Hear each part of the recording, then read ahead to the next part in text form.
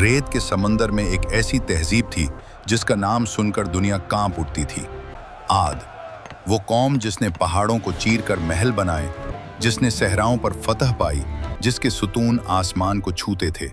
इरम ज़ातुल इमाद, वो शहर जिसकी मिसाल न उससे पहले बनाई गई थी न उसके बाद। लेकिन आज इस अजीम तहजीब का कोई निशान नहीं, न वो बुलंद महल, न वो ताकतवर जिस्म, न वो शान और शौकत। सिर्फ रेत है, और रेत के नीचे दबी हुई एक इबरत।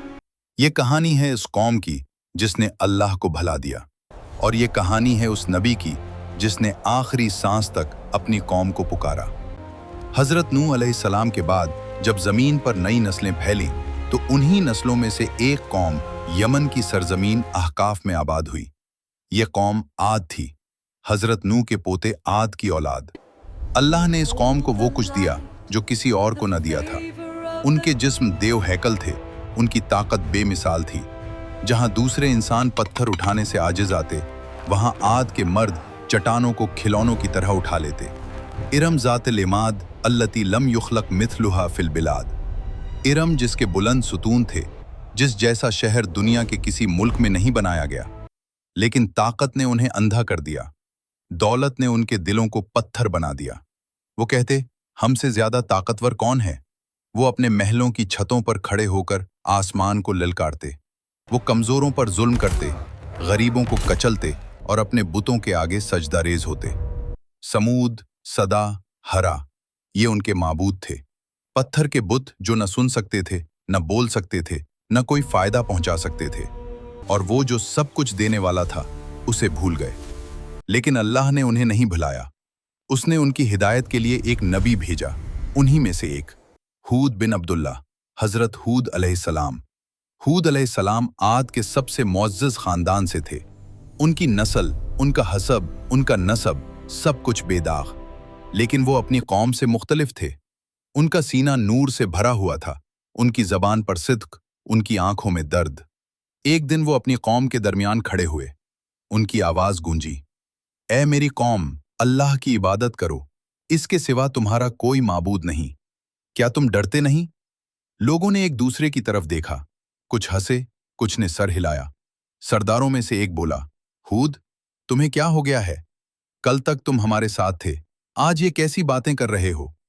हूद अलैहिस्सलाम ने कहा, मैं तुम्हारा रसूल हूं, अमानतदार हूं दाकी। मैं तुमसे कोई अजर नहीं मांगता। मैं सिर्फ ये चाहता हूं कि तुम अपने रब को पहचानो। लेकिन कौम आद ने नहीं सुना। वो कहने लगे, हूद, तुम पागल हो गए हो।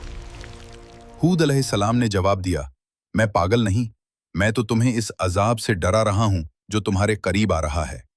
याद करो, जब अल्लाह ने तुम्हें नूह की कौम के बाद जमीन पर आबाद किया, तुम्हें ताकत दी, इज्जत दी। क्या तुम अल्लाह की नेमतें याद नहीं रखते? सरदारों ने एक दूसरे को देखा, फिर कहकहा लगाया। हूद अलैहिस्सलाम ने हार नहीं मानी। सुबह को वो बाजारों में जाते, लोगों को समझाते। दोपहर को वो सरदारों के दरवाजे खटखटाते। रात को वो अपने रब के आगे गिड़गिड़ाते, आंसू बहाते, दुआ करते कि उनकी कौम को हिदायत मिल जाए। ऐ मेरी कौम, अपने रब से माफी मांगो, उसकी तरफ रुजू करो। वो तुम पर आसमान से मूसलाधार बारिश बरसाएगा। वो तुम्हारी ताकत में और इजाफा करेगा। लेकिन मुजरिम बनकर मुंह न मोड़ो। लेकिन कौम आद के दिल पत्थरों से भी ज्यादा सख्त हो चुके थे। साल गुजरते गए, हूद अलैहिस्सलाम बूढ़े होने लगे, लेकिन उनकी पुकार कम न हुई। उनकी कौम के चंद लोग ईमान लाए, मुट्ठी भर लोग जिन्होंने सच्चाई को पहचान लिया। लेकिन अक्सरियत ने इनकार कर दिया।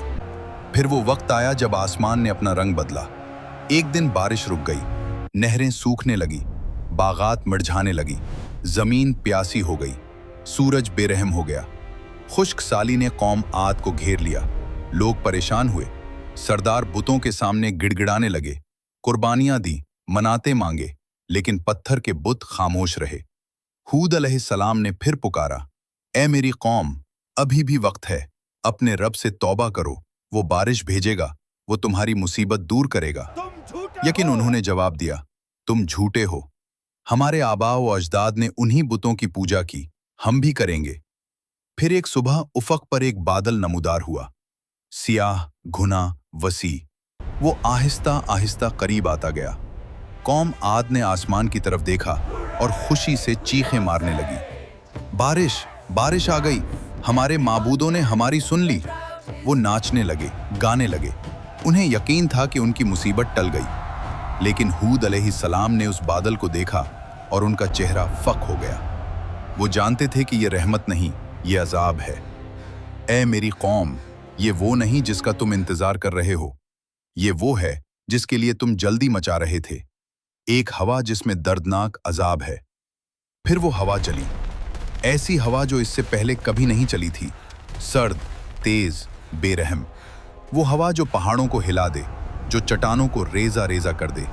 कुरान ने उसे बयान किया, तेज आंधी, सरकश हवा। 7 रातें और 8 दिन वो हवा मुसलसल चलती रही, रुकी नहीं, थमी नहीं, सांस न लेने दी। कौम आद के ताकतवर मर्द जो पहाड़ों को ललकारते थे, उस हवा ने उन्हें खजूर के खोखले तनों की तरह उठा उठाकर फेंका। उनके बुलंद महल गिर गए, उनके सुतून टूट गए, उनका शहर अरम रीत के नीचे दफन हो गया। कुरान ने इस मंजर को यूं बयान किया, वो हवा लोगों को इस तरह उखाड़ फेंकती थी जैसे वो जड़ से उखड़ी हुई खजूर के तने हों। जब सुबह हुई तो मैदान खाली था। वो अजीम कौम जो कहती थी हमसे ज्यादा ताकतवर कौन है, उनकी लाशें रेत पर बिखरी पड़ी थी। उनके चेहरे मस्ख, उनके जिस्म टूटे हुए, उनकी आंखें खुली की खुली। हूद अलैहिस्सलाम और उनके चंद साथी वो महफूज थे। अल्लाह ने उन्हें बचा लिया था, लेकिन हूद अलैहिस्सलाम की आंखों में आंसू थे। ये उनकी कौम थी, ये उनके लोग थे, ये वो थे जिनके लिए उन्होंने सारी उम्र पुकारा, लेकिन उन्होंने नहीं सुना। कौम आद ने जमीन में नाहक तकब्बुर किया और कहा कि हमसे ज्यादा ताकतवर कौन है, और फिर अल्लाह ने जवाब दिया, क्या उन्होंने नहीं देखा कि जिस अल्लाह ने उन्हें पैदा किया वो उनसे कहीं ज्यादा ताकतवर है। आज भी जब यमन की सरजमीन अहकाफ में चश्माई हवाएं चलती हैं तो वो एक कहानी सुनाती हैं, एक ऐसी कौम की कहानी जिसके पास सब कुछ था, ताकत, दौलत, इज्जत, शहर, महल, लेकिन ईमान नहीं था, और ईमान के बगैर सब कुछ रेत है, बस रेत। हजरत हूद अलैहिस्सलाम ने अपनी कौम को हर मुमकिन तरीके से समझाया, मोहब्बत से, खौफ से, उम्मीद से, वईद से, लेकिन जो दिल नहीं सुनना चाहते वो नहीं सुनते। लेकिन सुनने वालों के लिए ये पैगाम आज भी जिंदा है, अल्लाह से डरो, इसकी नेमतों का शुक्र अदा करो, तकब्बुर से बचो, क्योंकि जो अपने रब को भूल जाता है अल्लाह भी उसे भूल जाता है। और कौम आद का अंजाम हमारे सामने है ताकि हम न भूलें।